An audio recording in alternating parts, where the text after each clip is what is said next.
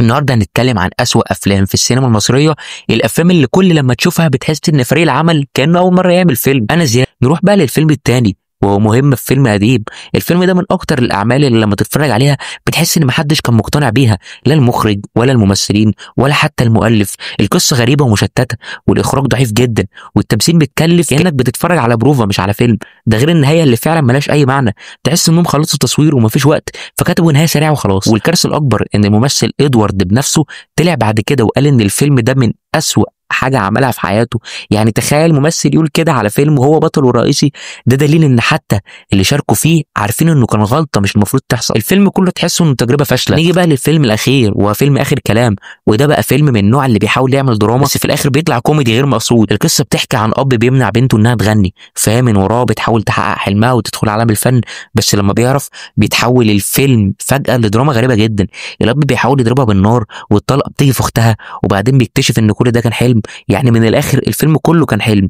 يعني حتى يا عم دي فيديوهات التيك توك فيها قصه اوضح من كده. اللي مضايقني في النوع ده من الافلام انك بتحس انهم عندهم فكره ممكن تبقى حلوه بس التنفيذ سيء جدا. يعني حتى لو عندك فنانين كويسين لما السيناريو يكون ضعيف والمخرج مش مركز النتيجه لازم تبقى فيلم ميت من اول مشهد.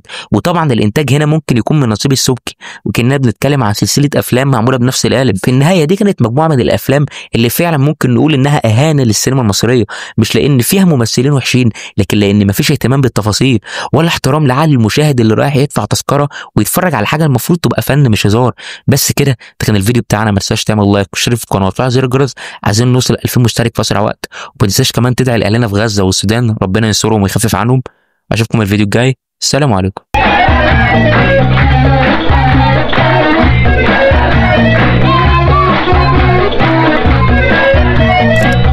ايجابي. انا وهي ندمانين على فيلمنا معانا. معانا حلوه مش. طب يعني ليه انت ندمان ليه؟ طب قبلت ليه الفيلم وانت ندمت عليه؟ هو انا ما كنتش بطل الفيلم ومش هقول برضو لحد النهارده ان انا بطل الفيلم.